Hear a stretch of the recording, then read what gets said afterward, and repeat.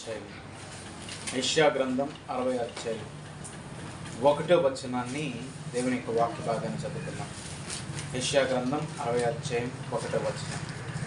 నీకు వెలుగు వచ్చి ఉన్నది, నీకు వెలుగు వచ్చి ఉన్నది, లెమ్ము లెమ్ము తేజరిల్లుము, లెమ్ము తేజరిల్లుము, యెహోవా మహిమ నీ మీద ఉదయించెను. ఉదయించెను. దేవుని నామానికే మహిమ కలుగును గాక. దేవుని వాక్యం సెలవిస్తుంది, లెమ్ము తేజరిల్లుము. చాలా సమయాల్లో ఆ మాటని ఎక్కువ ధ్యానం చేస్తాం. కానీ నీకు వెలుగు వచ్చి ఉన్నది, లెమ్ము తేజరిల్లుము. దేవునికి స్తోత్రం కలుగును కాక. లెమ్మంటున్నాడు, తేజరిల్లమంటున్నాడు. యెహోవా మహిమ నీ మీద వచ్చు ఉన్నది, ఉదయించెను. యెహోవా మహిమ నీ మీద ఉదయించెను. వెలుగు నీకు వెలుగు వచ్చి ఉన్నది. దేవుని వాక్యం మీద కొంచెం ఆలోచన చేయగలిగితే, నీ వెలుగు అని రాయబడింది, యువర్ లైట్ అని రాయబడుతుంది. యువర్ లైట్, నీ వెలుగు కాదు, నీ వెలుగే. నీ వెలుగు వచ్చిందనమాట. దేవునికి స్తోత్రం. నీ వెలుగు వచ్చింది కాబట్టి నువ్వు లేవాలి, తేజరెళ్ళాలి. అంతవరకు ఎక్కడున్నట్టు ఆ వ్యక్తి ఎక్కడున్నాడు? చీకటిలో ఉన్నాడు. కాబట్టే ఇప్పుడు దేవుని వాక్యం ఏం చెప్తుందంటే, లెమ్ము తేజరిల్లుము అన్న దానికంటే ముందుగా నీకు వెలుగు వచ్చి ఉన్నది, నువ్వు లేవాలి. నీకు వెలుగు, నీ వెలుగు వచ్చింది. ఎలాగా? నీ వెలుగు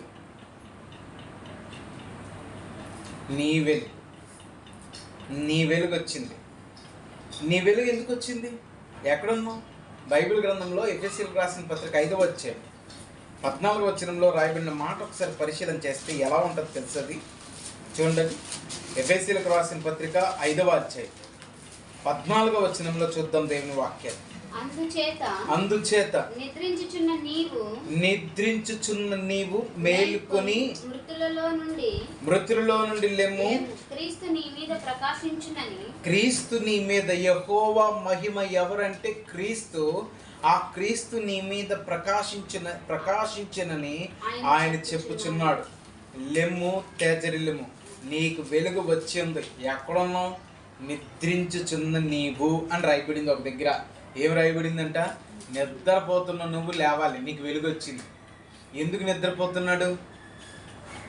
నిద్రపోతున్నాడు? ఒక ఆయన నిద్రపోతున్నాడు ఒక చెట్టు క్రింద.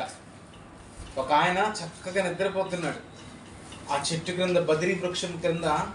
దేవుడు ఇంకా నిద్రపో ఈ ప్రార్థన చేశాడు, ప్రభా ఎంత మట్టుకు చాలునో, ఎంత మట్టుకు చాలు. గొప్ప పరిచర్య జరిగిపోయింది, కానీ ఇంత మట్టుకు చాలు. నా పితరుల యొద్దకు నన్ను, నా ప్రాణాన్ని తీసేసుకుని నన్ను చేర్చుకో అంటే అతనికి దేవుడు నిద్ర కలగజేసి ఉన్నాడు. దేవునికి స్తోత్రం. కొన్నిసార్లు బాగా అలసట వస్తే ఏమొస్తుంది తెలిసి నిద్ర వస్తుంది. ఓడిపోయాము అనిపిస్తే ఆ సమయంలో నిద్ర వస్తుంది, తర్వాత నుంచి నిద్ర రాదు. దేవునికి స్తోత్రం. దేవుడే మంచిగా ఫుడ్ పెట్టడానికి మంచి పడుకుని పెట్టి ఆ తర్వాత నుంచి ఎలాగో నిద్ర రాదు కాబట్టి 40 దినాలు ప్రయాణం చేయించాడు. అతడు రాత్రి పగలు నడిచి దేవుని కొండ అయినటువంటి హోరేబునకు వచ్చాడు. దేవునికి మహిమ కలుగును గాక. ఇప్పుడు దేవుడు అంటున్నాడు, నీకు వెలుగు వచ్చింది, నీ వెలుగు వచ్చింది. నువ్వు ఇప్పుడు లేవాలి, నువ్వు ప్రకాశించాలి, నువ్వు తేజరిల్లాలి. నువ్వు ఆయా స్థలాల్లో, ఆయా పట్టణాల్లో, ఆయా ప్రాంతాల్లో తేజరిల్లుదువు గాక. దేవుని మాట నిరర్థకం కాదు, దేవుని వాక్యం నిరర్థకం కాదు. దేవుని ఏ మాట పలికితే ఆ మాట సత్యం. దేవుడు చెప్పాడంటే అబద్ధం ఏమాత్రం కాదు. దేవునికి స్తోత్రం. ఆలస్యమైన కొన్నిసార్లు అవుతుందేమో కానీ అద్భుతం మాత్రం ఖచ్చితంగా జరిగి తీరుతుంది. దేవుని మాట, భూమి ఆకాశములు గతించిపోతాయి కానీ నా మాట మాత్రం గతింపదు అని దేవుని వాక్యం. ఏమంటే మత్తయి సువార్త 44వ వచనంలో రాయబడిన ఒకసారి మాట చదువుదామా? మత్తయి సువార్త 24వ అధ్యాయం 44వ వచనం. అదేనా రాయబడింది? సారీ, క్షమించండి, 40వ వచనమా? 35వ వచనం. ఆకాశము భూమియు గతించును గాని నా మాటలు ఏమాత్రం గతింప. దేవునికి మహిమ కలుగును గాక. దేవుని మాటలు ఏమాత్రము అవి స్థిరము, అవి నిలిచి ఉంటాయి, అవి కార్యాలు జరిగిస్తాయి. తాను ఉద్దేశించిన కార్యములు ఖచ్చితంగా నెరవేర్చుకుని దేవుని దగ్గరికి వెళ్తుంది. దేవునికి స్తోత్రము. దేవుని వాక్యం అంత శ్రేష్టమైనది కనుక చాలా జాగ్రత్తగా వినండి దేవుని వాక్యాన్ని. మ్యాన్ హల్లెలూయా. నీకు వెలుగు వచ్చి ఉన్నది, లెమ్ము తేజరిల్లుము. దేవుడు అంటున్నాడు తేజరిల్లు. ఎక్కడెక్కడ తేజరిల్లుతాం? కీర్తన గ్రంథము 72వ అధ్యాయం 16వ వచనంలో దయచేసి మనం చదవగలిగినట్లయితే, కీర్తన గ్రంథము 72వ అధ్యాయం 16వ వచనం. దేశములోను పర్వత శిఖరముల మీదను సస్య సమృద్ధి కలుగును. దాని పంట లెబనోను వృక్షముల వలె నేల మీది పచ్చిక వలె పట్టణస్థులు తేజరిల్లుతారంట. దేవునికి స్తోత్రం. ఎప్పుడో తెలుసా? మనం కొంచెం పైనుంచి రాజునకు నీ న్యాయ విధులు, రాజకుమారునికి నీ నీతిని తెలియజేయము. నీతిని బట్టి నీ ప్రజలకును, న్యాయ విధులను బట్టి శ్రమనందు నీ వారికి అతడు న్యాయము తీర్చిన పట్టణం ఎప్పుడు తేజరిల్లుతుంది తెలుసా? సరైన రాజు మన ఏలికలో ఉన్నప్పుడు, సరైన రాజు పరిపాలన చేస్తున్నప్పుడు ఖచ్చితంగా ఆ పట్టణాలు ఏమవుతాయి? ఆ పట్టణస్థులు తేజరిల్లుతారు. అతడు ఎలాంటి రాజు అంట? మనం గమనించినట్లయితే నీ న్యాయ విధులు, నీతిని తెలియపరుస్తూ అతడు ఏం చేస్తాడు తెలుసా? శ్రమనుందిన నీ వారికి అతడు ఏం చేస్తాడు? న్యాయము తీర్చును. మొట్టమొదటిగా తేజరిల్లాలంటే సరైన రాజు మనకు ఉండాలి. సరైన రాజు చేతి క్రింద ఏ పట్టణం ఉంటుందో ఆ పట్టణంలో ఏముంటుందో తెలుసా? సరైన న్యాయం ఉంటుంది. ఆ సరైన న్యాయం బట్టి ఆ పట్టణస్థులు తప్పక వెలుగు వారి జీవితంలో ఉంటుంది. లేకపోతే నియంతల పరిపాలనలో ఎప్పుడూ కూడా గుర్తుపెట్టుకోండి, వెలుగు వారి జీవితంలో ఉండదు. ఒక దేశముల గురించి విన్నాను. ఆ దేశంలో కొన్ని క్యాంపులు ఉంటాయి, లేబర్ క్యాంప్స్ అని. చీకటి గృహాలే అవి. తిండి ఉండదు, సరిగ్గా కట్టుకోవడానికి సరిగ్గా బట్ట ఉండదు. ఎందుకు? ఆ దేశపు రాజు విధానాలు అవి. ఆ దేశపు రాజు యొక్క క్రూరత్వం ఎలా ఉంటుందంటే, ఇల్లు తగలబడిపోతుంది. ఒక రోజు ఏమైపోతుంది? ఇల్లు తగలబడితే ఏం చేస్తారు చెప్పండి? వాటర్ పోతారా? ఫైర్ ఇంజిన్ పిలుస్తారు. Very good. ఇంకా వాటర్ పోతారు, ఫైర్ ఇంజిన్ పిలుస్తారు, ఎస్కేస్తారు, అల్లదేదో ఉంటుంది కదా, దాన్ని ఉట్టుకుని కొడతారు. ఇవన్నీ కాదు, ఇల్లు తగలబడిపోతుంది, లోపల పిల్లలు ఉన్నారు, ఏడు చేస్తారు. ఫస్ట్ టైం బయటికి తీసుకొస్తారు. సిలిండర్ ఉంటే దాని ముందు బయటికి లొక్కొస్తారు. పిల్లలు సిలిండర్ల ముందు బయటకు వస్తారు. నాకు తెలిసిన మా సహోదరు కుటుంబం ఉంది. ఆ రోజు మేము ఎక్కడికో ప్రయాణం పరిచర్య వెళ్తున్నాం. ఆ సహోదరుని యొక్క కుటుంబంలో మరి దేవునికి స్తోత్రం, మరి ఆ ఇల్లు కాలుడిని బట్టి దేవుడు చక్కని మంచి డాబా ఇల్లు కట్టుకున్నారు. లేకపోతే అది కాలకపోతే అదే దాంట్లోనే ఉంది. ఆ పాక, మేము కమ్మ ఇల్లు అంటాం, మీరేమంటారు? పాకిల్లు అంటారు, గుడిసే. ఆ ఇంట్లోనే ఉండాలి అనుకుంటారు కదా. ఇలా మీటింగ్కి వెళ్దాం అనుకున్నాం. సత్తుపల్లి ప్రాంతంలో సత్యనారాయణపురం అని ఒక దగ్గర వచ్చిన ప్రాంతం ఉంది. ఈలోపు కాలిపోయింది. బయటికి తీసుకొచ్చింది ఏంటంటే సిలిండర్ ఒక్కటి బయటికి తీసుకొచ్చాం.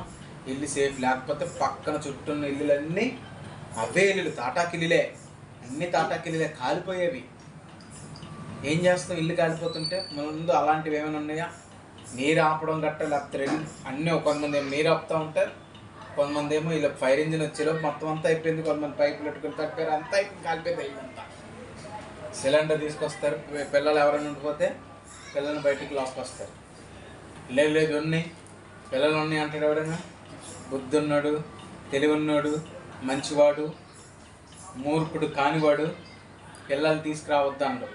కానీ ఈ దేశపు రాజు ఇంత మాటలు ఎందుకన్నా చెప్తాను. ఈ దేశపు రాజు అంట, ఆమె ఆ తల్లి తన కొడుకు ఉయ్యాల మీద ఉంటే పరిగెత్తుకుంటూ వెళ్ళి అగ్నిలో కాలిపోతున్నాడని తీసుకొచ్చిందంట. తీసుకొస్తే ఆమెకి మరణశిక్ష విధించారు, లేబర్ క్యాంప్లో పడేశారంట. ఎందుకురా అంటే లోపల మా నాన్నగారి ఫోటో ఉంది. ఎవరి ఫోటో ఉందంట? ఫోటో ఉందంట.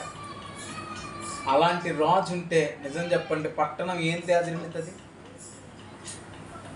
పట్టణం ఏం తేజరిల్లుతుంది? తేజరిల్లుతుంది అని బయటికి బహిరంగంగా చెప్పుకోవటానికి చాలా బాగుంటుంది.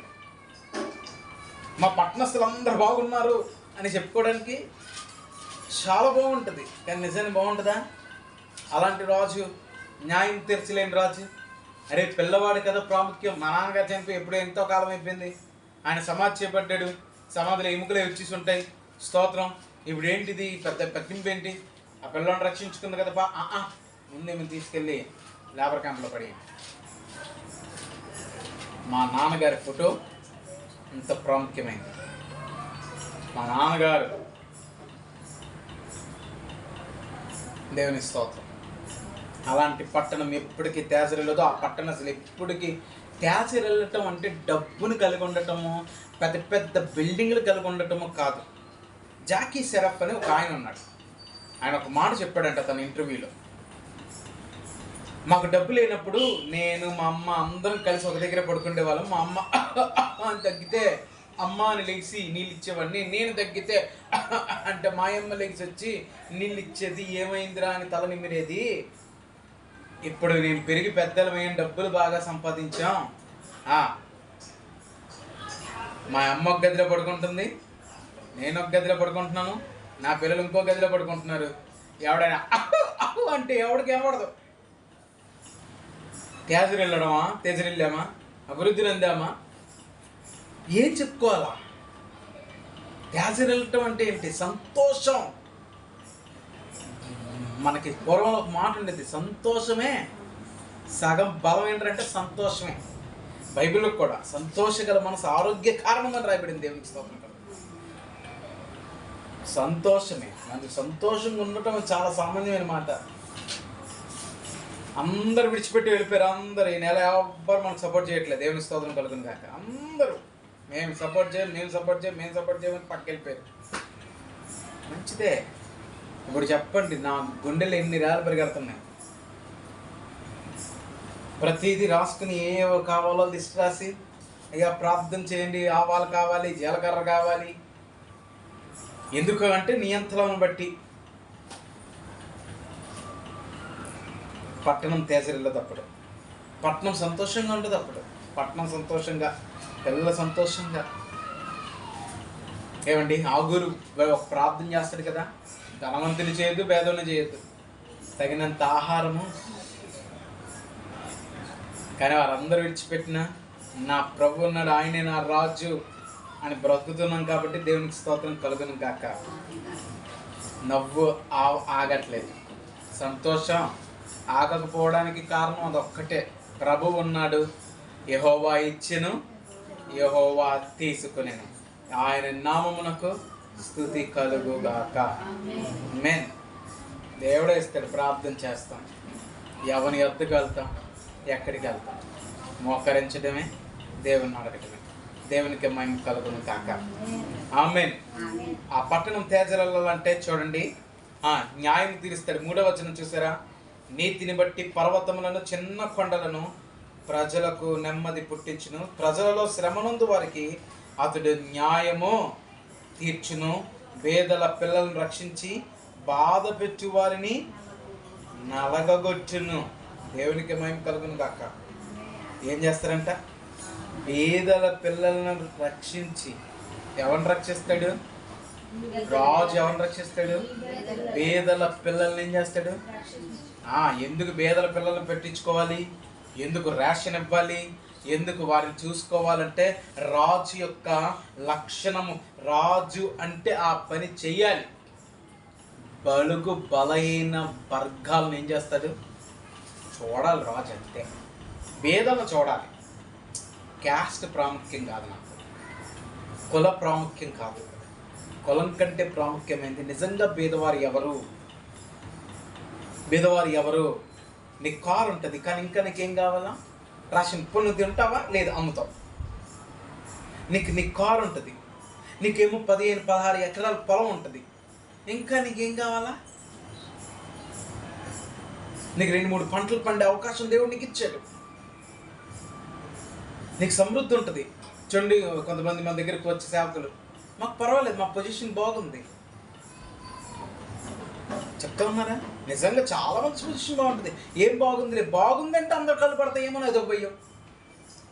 ఎవడు కళ్ళు పడితే ఏంటి, ఎవడు కళ్ళు పడకపోతే ఏంటి? దేవునికి మనం కలిగిన ఒక్కటి గుర్తుపెట్టుకోండి, ఏంటది? నిజాయితీ, నీతి ఎప్పుడు మనల్ని హెచ్చిస్తూనే ఉంటుంది. నాకు గొడవ లేదు, నాకు అవసరం లేదు, నాకు సమృద్ధిగానే ఉంది. లేని పేదలకు ఇవ్వాలి, వాళ్ళు బలపరచబడాలి, వాళ్ళు తినాలి.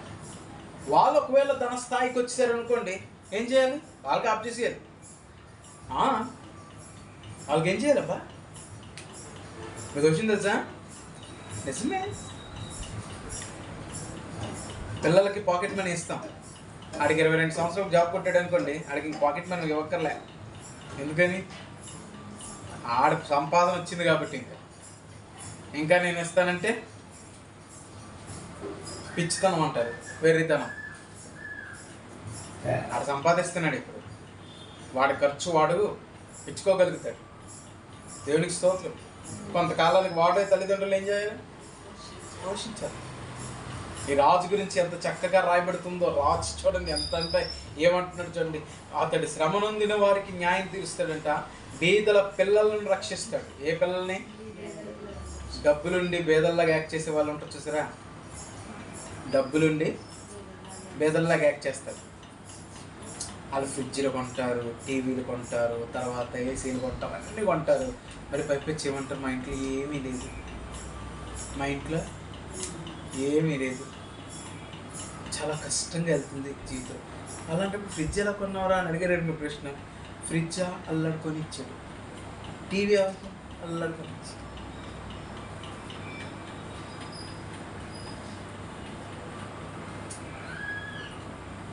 ఏ శ్రాద్ధమే చేయండి.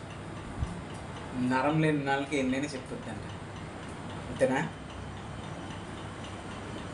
కానీ నిజంగా అతడు ఎలా అంటాడు చూడండి, శ్రమనందిన వారికి న్యాయం తీరుస్తాడు, ఆ బీదల పిల్లలను రక్షించి బాధ పెట్టు వారిని. ఎవరైతే బాధ పెడుతున్నారో, ఏ విధము చేత బాధ పెడుతున్నారో, అందుకే ఎవరిని బాధ పెట్టద్దు.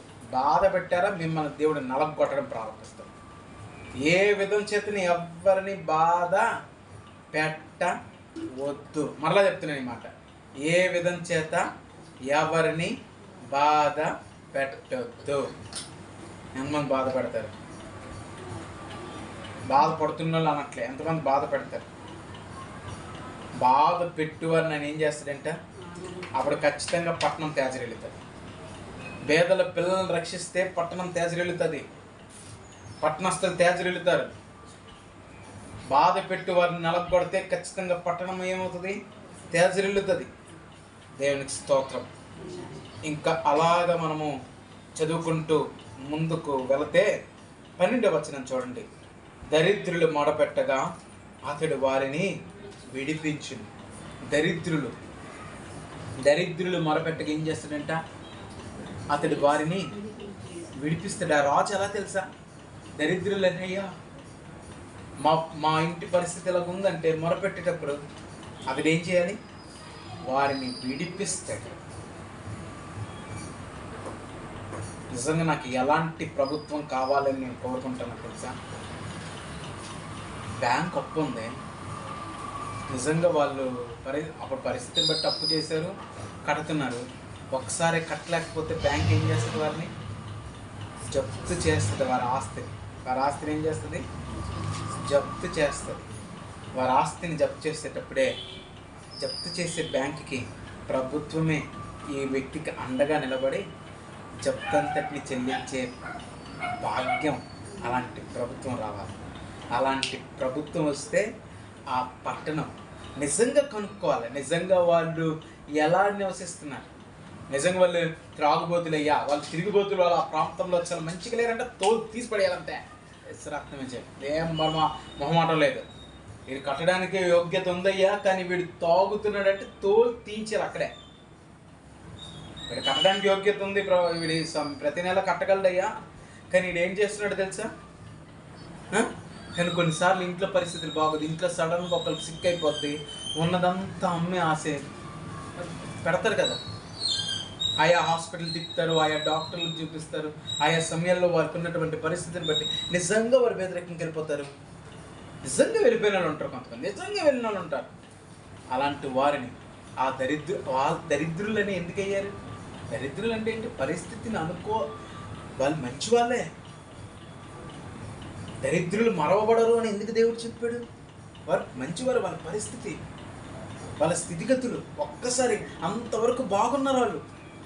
అంతవరకు వారు చక్కగా ఏం కట్టాలో వాటన్నిటిని, ఎవరికి పన్నో, ఎవరికి సుంకమో, ఎవరికి ఏంటో అవన్నీ కడుతున్నారు. చక్కగా వారి జీవనం గొప్పగా సాగిస్తున్నారు ఆ పట్టణంలో. కానీ పరిస్థితులు ప్రతికూల పరిస్థితులు అయిపోయి, అనుకూలంగా లేవు పరిస్థితులు, ప్రతికూలంగా అయిపోయి పరిస్థితులు. అలాంటి వారి పక్షమున నిజంగా నిలబడాలి. రాజు అనేవాడు అలాంటి వారి పక్షమున నిలబడాలి. అయ్యా, ఈయన ఎడలు ఓర్చుకోండి, ఇతడు కడతాడు. పరిస్థితులు బాగాలేవు, కుటుంబంలో తమ తల్లికో లేకపోతే పిల్లలకో తనకో పరిస్థితులు బాగాలేవు. ఇప్పుడు కోరుకుంటున్నాను, ఒక 2-3 నెలలు గడువివ్వండి. తర్వాత నుంచి మరలా యథావిధిగా వీరి మీద అదనపు రుసుము ఏమైనా చెల్లిస్తే మీ మీద చర్య కఠినముగా తీసుకునబడుతుంది. బాధ పెట్టి వారిని అతడు ఏం చేస్తాడు? నల్లగా కొట్టును. అలాంటి రాజు కావాలంటే హల్లెలూయా, బాధ పెట్టేవారిని నలగొట్టే రాజు కావాలి. అప్పుడు ఆ పట్టణము ఖచ్చితంగా తెసిరెళ్తుంది. అలాంటి వారి జీవితంలో నిజంగా వెలుగు వస్తుంది. అలాంటి వారి జీవితంలో నిజంగా వెలుగు ఉంటుంది. ఆ పట్టణం వెలుగుతూనే ఉంటుందండి, తెసిరెళ్తూనే ఉంటుంది ఆ పట్టణం. పరిస్థితి బాగాలేదు నిజంగా. అంత గద్దించలేరా, నువ్వు కట్టలేనప్పుడు ఎందుకు తీసుకున్నారా అని సరే, లేదు నేను కట్టడానికి నాకు అన్ని అవకాశం. కానీ పరిస్థితి ఏమైపోయింది, అనుకోకుండా ఇలా జరిగింది. ఈ స్థితిలోకి వచ్చేసాం మేము.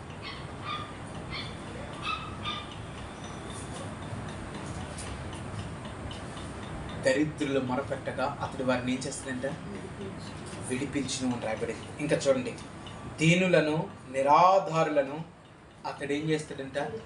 విడిపించు. దీనులను నిరాధారులను. దీనులు అంటే ఇంక వారి దగ్గర ఏం లేదు, నిరాధారులు, ఆధారం లేని వాళ్ళు. ఏ ఆధారం? తాడు బొంగరం లేనట్టు. అతడు ఏం చేస్తాడు? దీనులను నిరాధారులను అతడు ఏం చేస్తాడు? విడిపిస్తాడు.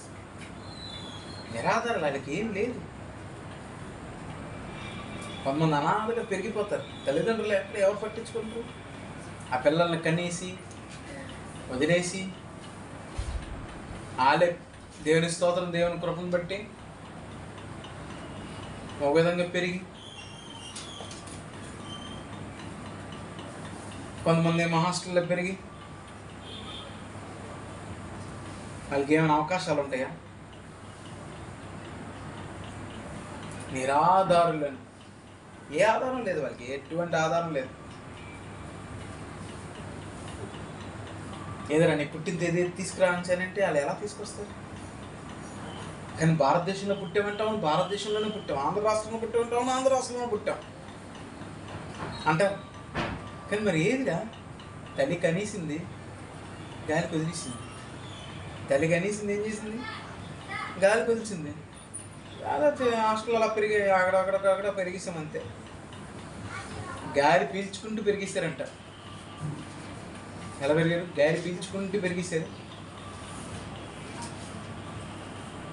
కొంచెం మంచిగా రోజు ఏదో విధంగా ఏమండి మధ్యాహ్న భోజన పథకం ఏర్పాటు అయ్యని బట్టి అలా మధ్యాహ్న భోజన పథకంలో ఎక్కడొక్కడి దగ్గర తినేసి, ఎవరో దగ్గర అడుక్కుని తినేసి కొంతమంది ఒకసారి అందుకే చూపించాలి. దేవుని స్తోత్రం. దేవుడు కొన్నిసార్లు మనకి గింజనమే పెడుతుంటాడు కదా, ఆనందించాలి. ఎందుకు తెలుసా? తెలియాలి. కూర లేకపోతే ఆ బాధ తెలియాలి.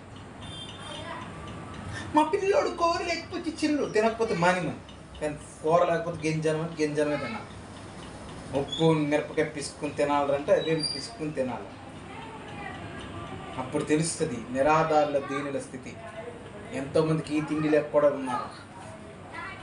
ఎంతోమంది నిజం చెప్పాలా, అన్ని అన్నం వదిలేస్తారా, అన్నం ఏరుకుని తింటారు.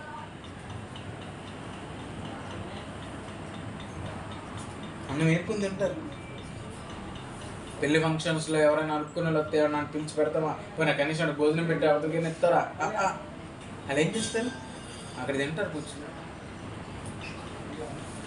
వాళ్ళకి ఆధారం లేదు, తిండికి ఆధారం లేదు, గొట్టకి కొంతమందికి ఆధారం లేదు. ఈరోజు మనకు దేవుడు వస్త్రాలను ఇచ్చాడు, గొట్టకి కొంతమందికి ఆధారం లేదు. అలాంటి వారందరిని విడిపిస్తాడంట రాజు.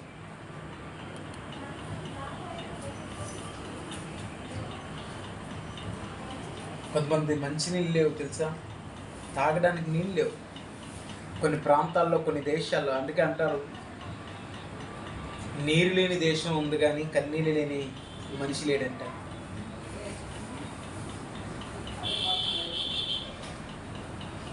ఒకరోజు ఒక ఫోటో చూపిస్తే ఇక్కడ రాబంది పిల్లోడిని తినేస్తుంది. ఆ సమయంలో నేను తీసిన ఫోటో అని ఒక ఆయన ఫోటో చూపించాడంట. వెంటనే మధ్యలో నుంచి ఒక ఆయన లేసన్నాడంట, నాకు అక్కడ ఒక రాబంది కనబడట్లేదు, 2 రాబందులు కనబడ్డాయి అన్నమాట. 2వ రాబంది ఎక్కడుంది అని అడిగాడంట. ఆ 2వ రాబంది ఎవడో కాదు, నువ్వే అన్నాడంట. ఆ పిల్లోని చంపి తినేస్తుందని నీకు తెలుసు, కానీ ఆ పిల్లోని రక్షించలేకపోయావు. నీకు అవకాశం ఉంది, నువ్వు తీసుకురావచ్చు, కానీ తీసుకురాలేదు. మానవత్వం లేని వాడు అందరు రాబందుడే అన్నాడంట. కానీ ఈ రాజుకి మానవత్వం కాదు, అంతకు మించున్నాడు. నిరాధారులని రాశారు. అక్కడ ఏం లేదో రాయలేదు. నీరు లేకుండా కొంతమంది ఉన్నారు, ఆహారం లేకుండా కొంతమంది ఉన్నారు, వస్త్రం లేక కొంతమంది ఉన్నారు, గూడు లేక కొంతమంది ఉన్నారు. గూడు లేదు.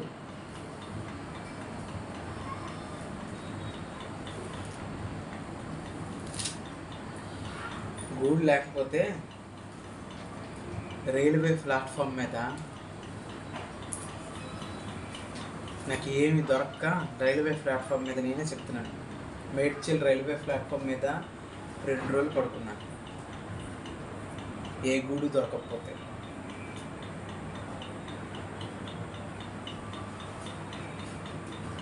పోలీసు వాడు వచ్చి కర్ర పట్టుకుని వచ్చి టప్పని కొడతాడు కర్ర కాలు మీద లేగని. ఎందుకంటే రాత్రిపూట దొంగతనాలు గట్ట జరుగుతూ ఉంటాయి కదా. ఎవడరా నువ్వు జిత్తులా పట్టుకుని లోపుతాడు. నేను సేవ చేస్తున్నానని అడుగు ఒప్పుకోదు.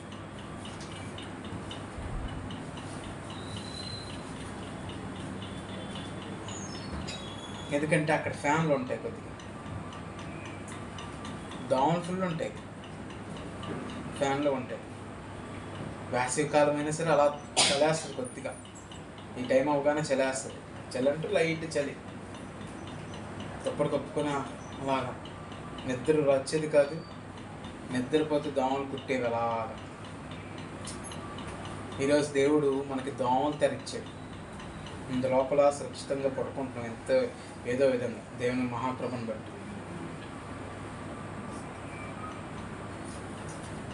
అలాంటి వారందరినీ దేవుడు విడిపిస్తాడండి. నిరాధారులను ఆయన విడిపిస్తాడు. పట్టణం ఎప్పుడు తేజరిల్తుందంటే ఇలాంటి నిరాధారులను విడిపించినట్టు. అప్పుడు పట్టణస్తులు తేజరిల్తారు. దీనులు విడిపించబడినప్పుడు. అన్నీ ఉన్న బలహీనుడు. దీనుడంటే అన్నీ ఉన్నాయి కానీ బలహీనుడే. ఏం చేస్తాం? ఏం లేవు, సకల విధమైనటువంటి సదుపాయాలు అన్నీ ఉన్నప్పటికీ దీనుడంటే బలహీనుడు అంతే. వేసి రక్తం ఇచ్చి చూద్దాం, ఇంకా ముందుకు వెళ్దామా? అతడు ఏం చేస్తలేదు.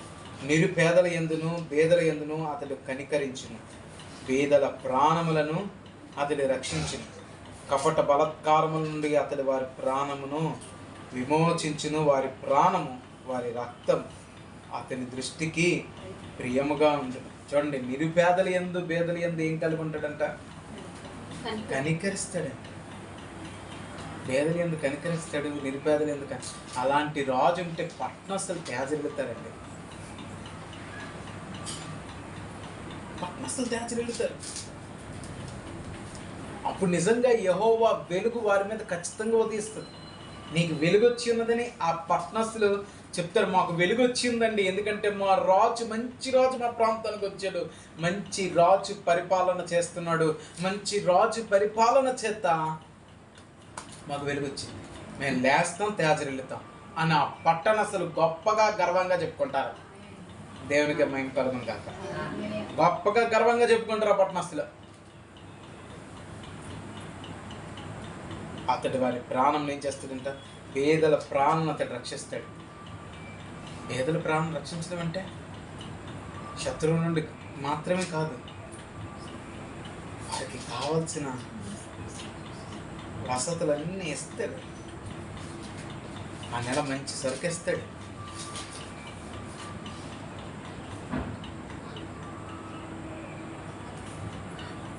దేవునికి స్తోత్రం కలుగును. మంచి సరుకు ఇస్తాడు, అందమైన మంచి సరుకు ఇస్తాడు. నిజంగా దేవునికి స్తోత్రం. పేదల ప్రాణం రక్షిస్తాడు. కపట బలత్కారముల నుండి అంటే ఏం చేస్తారు కొంతమంది అంట, పేదల్ని దోచుకునే వాళ్ళు ఉంటారంటే. ఎవరిని దోచుకునే వాళ్ళు? పేదల్ని. వాళ్ళ పని ఏంటంటే వాళ్ళ పేదలను దోచుకోవటమే. వాళ్ళ పని ఏంటి? పేదలను దోచుకోవటం. అదొక గ్యాంగ్ అన్నమాట, పేదలను దోచుకునే గ్యాంగ్. వాళ్ళ చేతుల నుంచి రాజు విడిపిస్తాడు, వాళ్ళ చేతుల్లో నుంచి.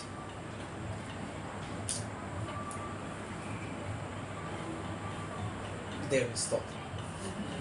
హల్లెలూయా. అప్పుడేమవుతుంది చూడండి, దేశంలో పర్వత శిఖరముల మీద సస్య సమృద్ధి, దాని పంట లెబానోను వృక్షం వలె తాండవం ఆడుచుండును. నేల మీద పచ్చిక వలె పట్టణస్థులు తేజరిల్లుతారు. ఎప్పుడు తేజరిల్లుతారు? మంచి రాజు పరిపాలన ఖచ్చితంగా తేజరిల్లుతారు. కీర్తన గ్రంథము 132వ అధ్యాయం 18వ వచనాన్ని చదువుతాం. కీర్తన గ్రంథం 132వ అధ్యాయం 18వ వచనం. అతని శత్రువులకు అవమానమును వస్త్రముగా ధరింపజేసేదను, అతని కిరీటము అతని మీదనే ఉండి తేజరిల్లునని. అతడు ఎవరు అంటే దావీదే. అతని శత్రువులకు ఏం చేస్తారంట? అవమానం వస్త్రముగా ధరింపజేస్తారు, కానీ అతని కిరీటం అతని మీదనే ఉండి తేజరిల్లు. మంచి రాజు పరిపాలిస్తే పట్టణస్థులు తేజరిల్లుతారు. కిరీటం ధరించుకున్న రాజు తేజరిల్లుతాడు. కిరీటం ఎందుకు ధరించుకున్నాడు ఆ రాజు? ఎందుకంటే అతడు దేవుని హృదయానుసారుడుగా ఉన్నాడు. ఆమె ఎలాగున్నాడు? దేవుని హృదయానుసారుడుగా ఉన్నాడు. దేవుని ఉద్దేశంలో నెరవేర్చువాడుగా ఉన్నాడు. తన తరము వారికి సేవ చేసేవాడుగా ఉన్నాడు. ఎలాంటి రాజు మీద ఉన్న కిరీటము ఎప్పుడూ తేజరిల్లుతూనే ఉంటుంది. ఎప్పుడు ఎలా ఉంటుంది? నీకు వెలుగు వచ్చి ఉన్నదంటే క్లారిటీగా కనబడుతుంది. ఆ రాజు పరిపాలన విధానాలు, పరిపాలన దక్షత, పరిపాలన యొక్క సమతుల్యత అవన్నీ చూస్తుంటాం. దావీదు గురించి ఒకసారి చూడండి. ఫిలిస్తీయుడు వచ్చి నీ మీద కిరీటం తేజరిల్లాలంటే దావీదు చేసినది కొంచెం చేయండి. నాన్న పిలిచి, రే ఇవి తీసుకెళ్ళి మీ అన్నయ్యలకి ఇచ్చిసిరారా, ఇవి తీసుకెళ్ళి సహస్రాధిపతికి 10 జున్నుగడ్డలు ఇచ్చిసిరా అంటే వెళ్ళిన పని చేసుకొని వచ్చాడు. అంతేనా? వెళ్ళిన పని చేశాడు. కానీ అక్కడ ఒక సన్నివేశాన్ని చూశాడు. ఒక ఫిలిస్తీయుడు, రే మీలో ఎవడైనా దమ్ముంటే రండిరా అంటున్నాడు. నిజంగా మన తల మీద కిరీటం ఉండాలంటే తండ్రి చెప్పిన మాట మనం వినాలి. మన తండ్రి మన ప్రభు అయిన యేసే, మన దేవుడు, మన ప్రభువు, మన తండ్రి ఆయన కాబట్టి ఆయన మాట మనం వినాలి. రెండవదిగా అక్కడ ఎవరో అరుస్తున్నాడు. ఎవడాడు? ఫిలిస్తీయుడు అరుస్తున్నాడు. ఎన్ని దినాల నుంచి అరుస్తున్నాడు? 40 దినాల నుంచి అరుస్తున్నాడు. ఎన్ని దినాల నుంచి? ఎవ్వరికి ఇశ్రాయేల్లో ధైర్యం లేదు.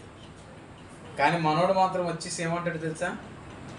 ఎవడాడు ఎక్కువ మాట్లాడుతున్నాడు, ఆయన చంపితే ఏంటి పరిస్థితి అని చెప్పి. నిజంగా శత్రువు ఎంత పెద్దవాడు అనేది చూడకూడదు.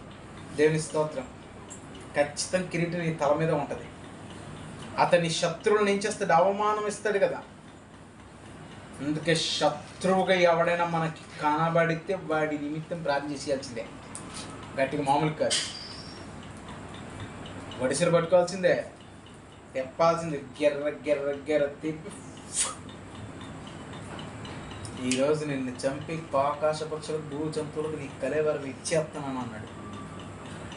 అంటే ఇక నీ యుద్ధం అయిపోయిన తర్వాత వస్తాయి జంతువులు తినడానికి, పక్షులు వస్తాయి. పీనుగు ఎక్కడున్నో గద్దలు అక్కడ వాళ్ళు కదా, వాళ్తాయి గద్దలు. నీ చర్మం పిక్కుని తింటాయి. ఎంత డైగా తెలుసు. ఎలుగుబంటి సింహము చూడండి, ఎవరిని పట్టుకుంటే గొర్రెని పట్టుకుంటారు, లేకపోతే గొర్రెపిల్లని పట్టుకుంటారు. వాటిది ఈయన ఎంబడపడ్డాడు. అవి నా మీదకు రాగా వాటి గడ్డం పట్టుకుని నేను కొట్టాను అంటాడు. దేవునికి స్తోత్రం కలుగును గాక. ఇంకా ముందుకెళ్తే సౌలు శత్రువుగా మారి దావీదుని చంపాలనుకుంటున్నా దేవుని చేత అభిషేకమునందిన వాడిని నేను ముట్టకూడదని చెప్పి దావీదుని ఏం చేశాడు? సౌలుని ఏం చేశాడు? దావీదు ముట్టుకోలే. మొదటి సమయంలో అధ్యాయమే చెప్తాను. తర్వాత ఏమైంది?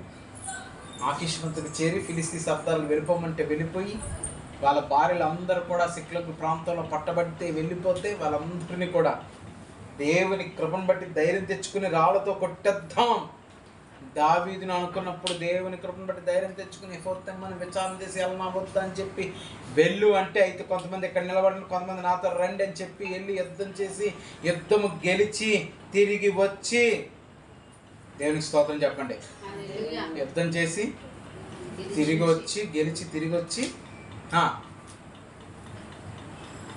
ఏమన్నాడు తెలుసా? యుద్ధమునకు పోవు వాని భాగం ఎంతో, సామాన్య యుద్ధం నిలిచి వాని భాగం అంతే అని సమానత్వంగా సమస్తమును పంచిపెట్టాడు. నిజంగా అలాంటి వాని కిరీటం ఎప్పుడు తేజరిల్లుతూనే ఉంటుంది. దేవునికి మహిమ కలుగును గాక.